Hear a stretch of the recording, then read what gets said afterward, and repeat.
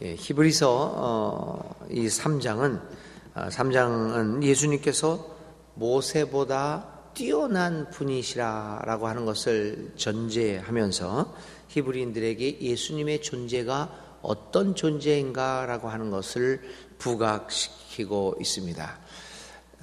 이 유대인들에게 예수님을 설명하는 데 있어서 가장 어려웠던 점은 모세와 비교해서 예수님이라고 하는 존재를 어떤 위치에 두느냐라고 하는 문제입니다. 근데 오늘 우리들에게는 그것이 큰 문제가 아니라고 생각을 하고 있겠지만 유대 사람들에게는 이거는 정말 심각한 문제였죠. 이 유대 사람들이 종교가 없이 그냥 백지 상태에서 예수님을 모시거나 믿거나 하게 된 게 아닙니다. 이들은 분명한 종교가 있었던 거죠. 그 유대교입니다. 근데 유대교에서는 모세라고 하는 인물은 정말 유대교의 창시자 같이 이렇게 떠받들 최고의 인물 아니었습니까? 그러니까 그 모세와 예수님이 어떤 관계에 있는가, 이것을 해결하는 것이 가장 아주 이제 어려운 문제 중에 하였고 큰 과제였습니다. 예를 들면 여러분, 마태복음은 어떻게 보면 마태복음의 구조는요, 많은 학자들이 그런데 많이 동의를 하고 있는데요. 마태복음은 5개 부분으로 나누어져 있습니다. 뭘 연상하고 뭘 연상하지요? 모세오경이 연상되지요.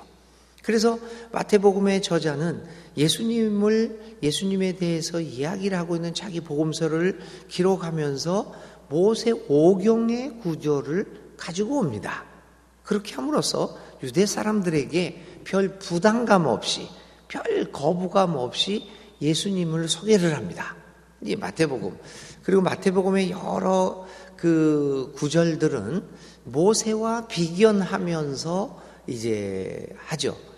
애굽으로 피신간되는 그 문제, 애굽에서 다시 돌아오는 것들, 이런 것들을 예수님의 일생을 모세의 일생과 이렇게 비교를 하면서 유대인들에게 모세를 소개를 하고 있기도 합니다. 이처럼 오늘 이 히브리서 기자뿐만 아니라 많은 초기 제자들에게 예수님을 모세와의 관계에서 어떻게 소개하고 있느냐라고 하는 것은 굉장히 중요한 것이었죠. 그래서 이제 히브리서 기자도 마찬가지로 이 모세와 예수님과의 관계를 잘 설정을 하려고 하고 있습니다.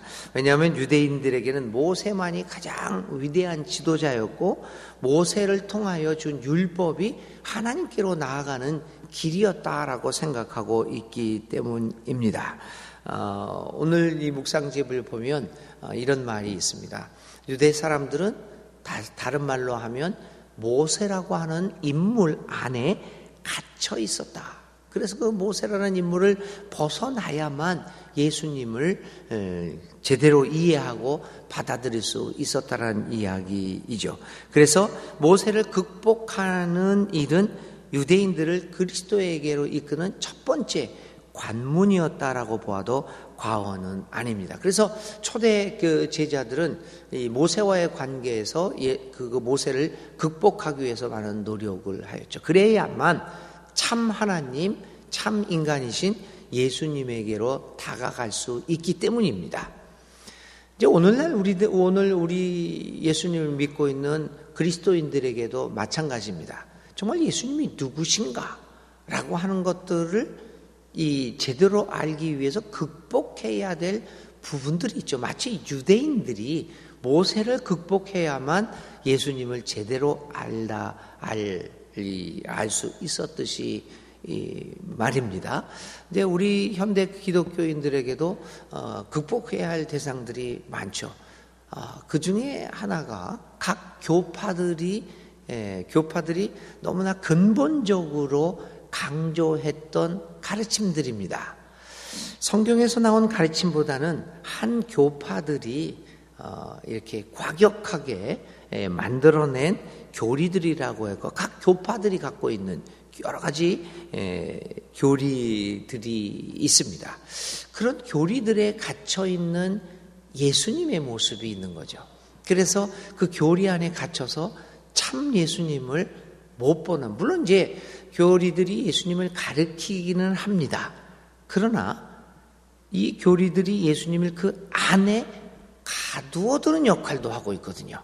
그래서 우리는 그 안에서만 예수님을 이해하고 우리가 그런 얘기도 합니다. 하나님도 어쩔 수 없다. 여기에 딱 갇혀 있으니 하나님도 이 교리를 꼭 지켜야 한다. 이런 얘기까지 할 정도로 이 답답한 이 교리 속에 갇혀 있는 경우가 많죠. 그걸 어떻게 넘어서서 정말 성경에 나타나고 우리의 역사 속에 나타난 예수님을 제대로 알고 그 예수님을 닮아가고 그 예수님의 삶을 우리의 삶 속에서 실천해낼 수 있을까? 이거는 이제 우리 한국 기독교가 갖고 있는 과제 중에 하나이죠. 우리 한국 기독교인들은 여러분 이런 말 들어보셨나요? 역사적 예수라는 말 많이 못 들어보셨을 겁니다. 역사적 예수의 모습들, 예수님이 실제로 살아갔던 모습들, 어떤 일을 했고 도대체 무슨 생각을 하셨고 또 무슨 사상을, 이 가치관을 가졌을까, 여기에 대해서 깊은 한국의 교인들 또 우리 한국 목사님들도 마찬가지입니다. 거기에 대한 연구들을 많이 안 하죠. 그냥 가르쳐 준 대로 거기에 갇혀 있는 게 우리들의 모습이다, 이런 말씀을 드릴 수 있습니다.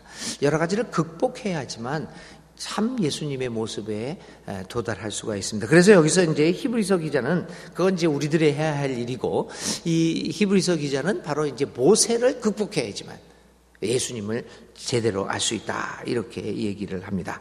그래서 히브리서 기자는 예수님을 모세 위에 두면서 모세보다 뛰어난 존재라고 하면서 그 예수님을 믿는 사람만이 모세를 뛰어넘어서 하나님의 세계로 들어갈 수 있음을 이야기합니다. 그러기 위해서 히브리서 기자는 예수님에 대하여 깊이 생각할 것을 이야기합니다. 그러면서 예수님은 우리의 신앙의 사도시며 제사장이기 때문에 우리의 믿음의 중심에 예수 그리스도를 두어야 한다라고 이야기를 하고 있습니다. 모세가 중심이 되어 있었던 유대교인들에게 그 중심을 바꿀 것을 얘기하고 있습니다.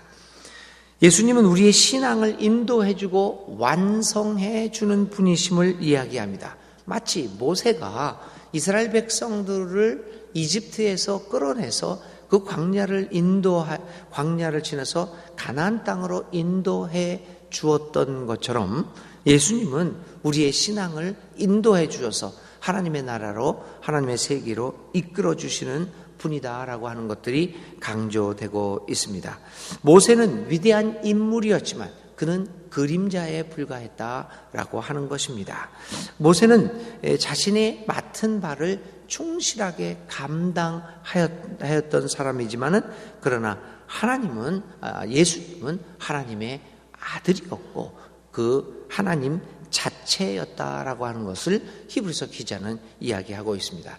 그래서 모세와 구별을 하면서 모세와는 비교할 수 없는 우리 신앙의 중심이 되는 분이심을 이야기하고 있습니다. 그렇습니다, 여러분. 오늘 우리들도 이 당시에 2000년 전에 히브리서를 쓴 사람이 유대인들에게 모세를 어떻게 극복해 나가야만 하는가라고 하는 것을 이렇게 히브리서를 통해서 이야기해 놨듯이 오늘도 우리들도 극복해야 할 여러 가지 부분들이 있습니다. 그래야만 정말 진짜 예수님을 만나고 그 예수님의 사랑과 그분의 삶을 실천해낼 수 있습니다. 여러분, 이상하지 않습니까? 우리가 그렇게 예수님을 많이 믿고 그렇게 많은 사람들이 예수님의 제자라고 우리 대한민국에서 얘기하는데 왜 예수님의 삶과 그분이 하였던 사역들은 하지 못하고 있는 것일까요? 왜 내가 예수님을 그렇게 많이 믿어왔다는데 근데 내가 하는 행동은 예수님이 했던 행동하고는 뭐 그렇게 큰 상관이 없는 일들을 할까요? 예수님을 믿는다고 하는 교회가 예를 들면 오늘 사회에서 지탄을 받고 있는 여러 가지 일들을 하고 있습니다. 왜 그런 일들을 할까요? 그렇다면 우리 한 번쯤은 질문을 던져볼 수 있어야 합니다. 내가 알고 있는 예수님이 진짜로 알고 있는가? 제대로 알고 있는가? 무언가를 배웠는데, 내가 운전을 배웠는데 자꾸만 사고가 나는 거예요. 계속해서. 그럼 한 번쯤은 내가 뭐 잘못하고 있는 게 아닌가라고 하는 질문쯤은 던져봐야 하지 않겠습니까? 내가 빨간불이 무슨 의미인지를 잘못 배웠구나. 그럴 수도 있지 않습니까? 빨간불에는 가라라고 배웠을 수도 있습니다. 나는 그게 진짜인 줄 알고 계속 갑니다. 그러니까 계속 사고가 납니다. 그러면은 내가 배웠던 것이 뭔가 잘못된 게 있지 않을까 한번 돌아보니까 빨간불엔 서라고 그러는데 나는 지금까지 잘못 알고 있었구나. 그 다음부터는 빨간불이 보면 제대로 배웠으니까 씁니다. 그러니까 결과가 예수님을 믿었다고 하는데 이건 전혀 엉뚱한 생각들을 하고 엉뚱한 행동들을 하고 엉뚱한 계획들을 세우고 그럽니다. 그렇게 되면 한 번쯤은 이거 내가 잘못 알고 있는 것은 아닌가 한번 물어봐야 합니다. 그러기 위해서는 정말 내가 생각하고 있는 것들을 극복해내는 것들이 필요합니다. 각자가 나의 주님 예수 그리스도를 제대로 알기 위해서 극복해야 될 부분이 무엇인가라는 것들을 하나님의 성령의 지혜로 깨달을 수 있기 바랍니다. 유대교에서는 모세였습니다. 그래서 예수님도 그런 얘기를 하죠. 모세는 이렇게 가르쳤다. 그렇지만 나는 이렇게 너희에게 말한다. 오늘 히브리서도 모세를 뛰어넘어서 예수님을 깊이 생각할 것을 우리에게 권고하고 있습니다. 오늘 이 아침에도 우리 하나님은 히브리서를 통해서 우리에게 이야기합니다. 우리가 믿는 도리의 사도시며 중심이시며 대제사장, 우리의 인도자이신 예수를 깊이 생각하라. 오늘 이 아침에 나의 주님 예수 그리스도를 깊이 생각하면서 나의 삶에서 과연 나는 예수님의 삶을 반복하고 있는 건지, 예수님의 생각과 예수님의 사역을 실현하고 있는지를 깊이 생각할 수 있는 오늘 하루가 되시기를 바랍니다. 우리의 믿음의 사도시며 대제사장인 예수님을 깊이 생각하는 우리 모두가 될 수 있기를 주님의 이름으로 기원드립니다. 오늘의 말씀입니다. 오늘 히브리서의 말씀처럼 나의 주님 예수 그리스도를 깊이 생각하자. 나의 주님 예수 그리스도, 이 말씀 붙잡고 오늘 하루 살아가시기 바랍니다. 오늘의 기도 드립니다. 거룩하신 하나님, 예수님의 고난을 깊이 묵상하고 생각하는 이 사순절에 믿음의 도리이시며 기본이시며 우리의 대제사장인 예수님을 깊이 생각하는 오늘 하루가 되게 하소서.